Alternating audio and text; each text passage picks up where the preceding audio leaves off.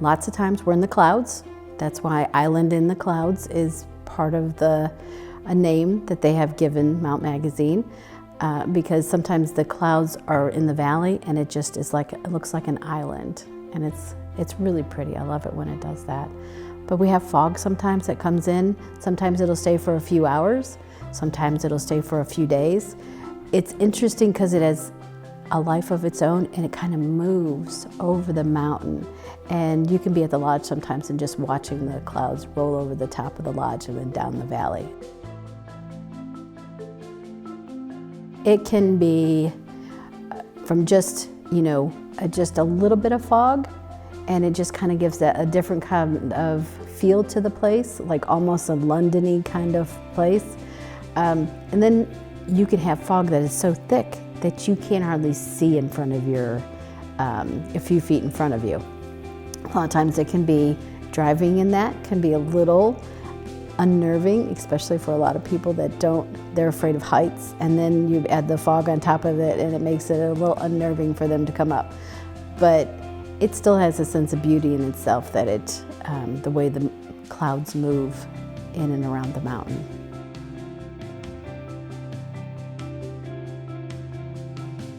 The weather is about 10 degrees cooler up here than it is in the valley. So that was always a draw back in the day, as people would come up here for the coolness. They'd come in summer up here. And they used to farm up here. They would have orchards and, apple orchards, and onions was a big produce back in the day. People said the onions up here were fantastic.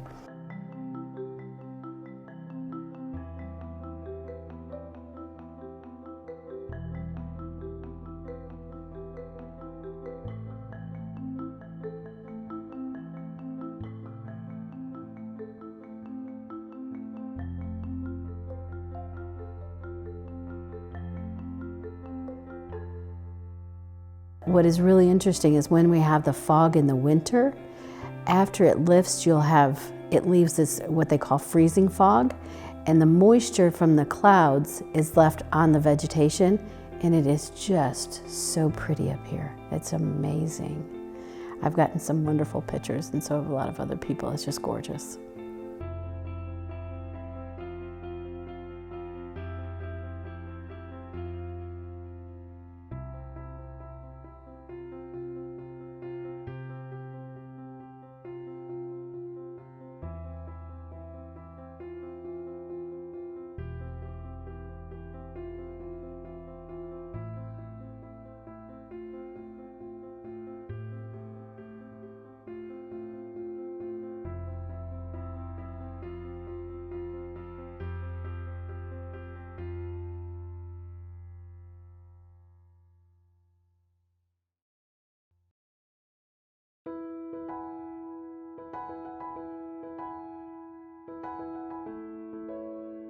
So my understanding is we have approximately 15 bears up in this area that come up in the summertime. They'll move up when it's cooler, and then in the wintertime they move lower where it's a little bit warmer.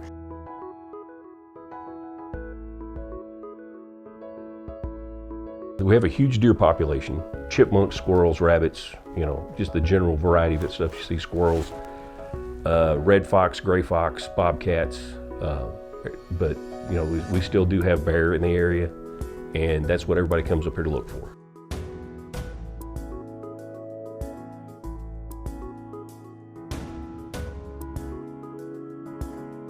We've had sightings this year of a mom with 3 cubs, a mom with 2 cubs.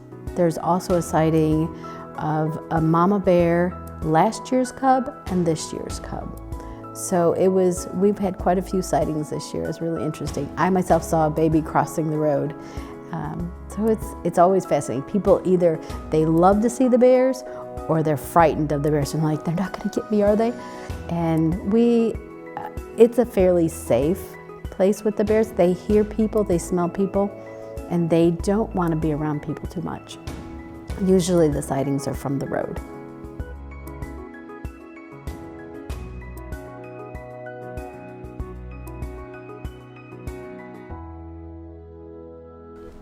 In the old days before we built the lodge, we had a better bear population than what we have now. I'm not saying that the bears have gone anyplace, I'm just saying they've moved further away from the public. We had one day, probably about a month and a half ago, we had 11 different bear sightings, but it was the same people seeing the same bear over and over again and getting excited. Hey, I saw a bear. That's the same bear. They were taking the pictures, and I was like, that's the same 3 bears you saw a while ago. You've seen them 3 times now.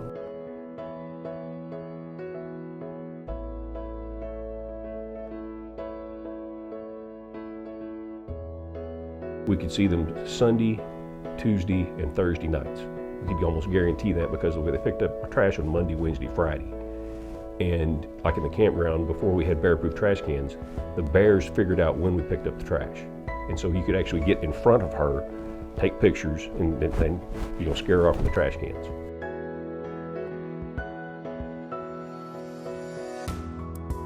So there was a woman who was walking around by the cabins, and I don't know if she was exactly walking to the lodge and coming back, but at some point she looks up, the bear is there in front of her, not real super close, but her and the bear, they looked at each other and they're like, ugh, and both went in opposite directions. I used to call it, I was at war with a certain bear. We don't like to give animals names. We had nicknames for the problem ones.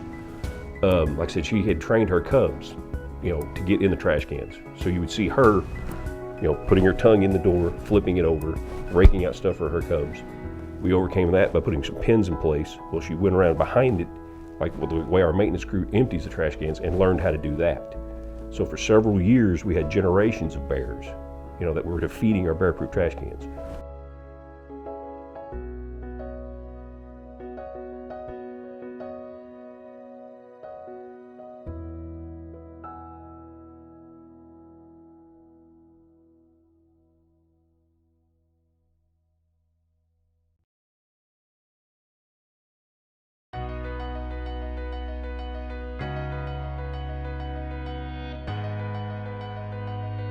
So most people think you're going to get a view when you're up at Signal Hill.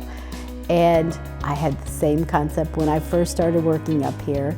I was like, oh, I can't wait to take this trail. I want to go do this hike. And I said, I want to see the view from up there. And they're like, Lori, you're not going to see a view from up there. I'm like, what? I'm not going to see a view? And they're like, no. I said, well, I'm not going up there in this heat.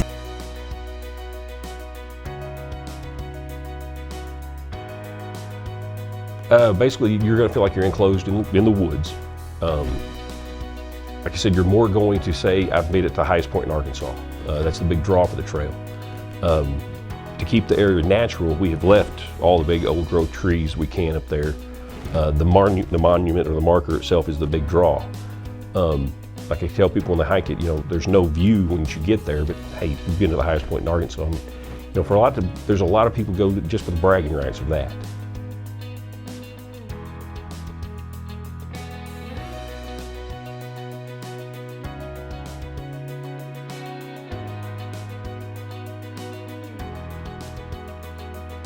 It's surrounded by trees, and you have an opening. There's some rocks that are compiled into the shape of the state of Arkansas, and that is really cool. And then they have the emblem for the highest point.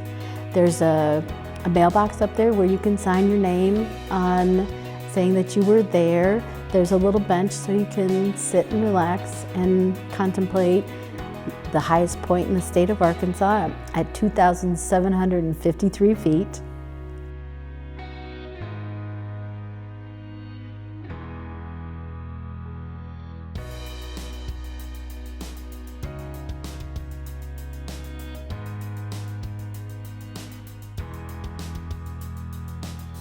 It's probably one of our most used trails because it's one of the shortest. It's a half-mile up and back either side.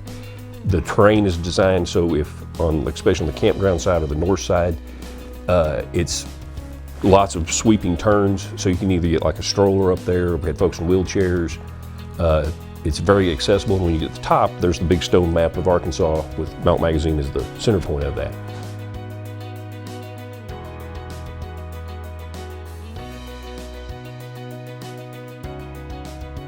Up there, you're kind of in the middle of the mountain, and there's trees surrounding it. So you're not on a bluff so you can look out over. So you don't have a place where you can see out over the valley.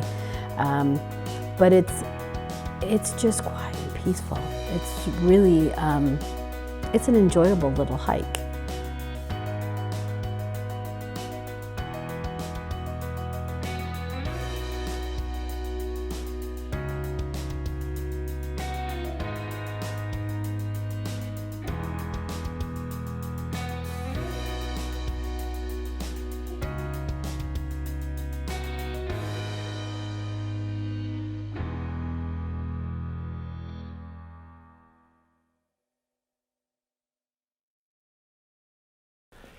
It's the beauty of the place, the remoteness. Most folks come up here, they want to get away.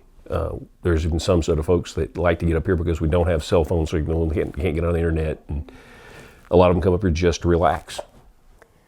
I think there's something about being out in nature. You are out in the middle of nowhere. People really enjoy that. This is a peaceful place. Even when we're full, at the lodge and at the campgrounds, it still is a very peaceful and quiet and relaxing place.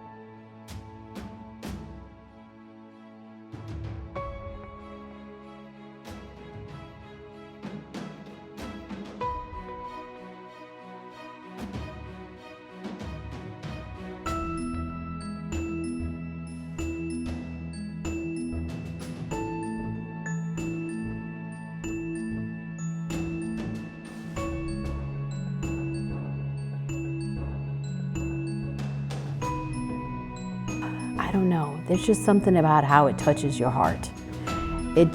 People love coming up here year after year. Like the trees grab a hold of the fog and hang on to it. Mount Magazine grabs a hold of people's hearts and hang on to it.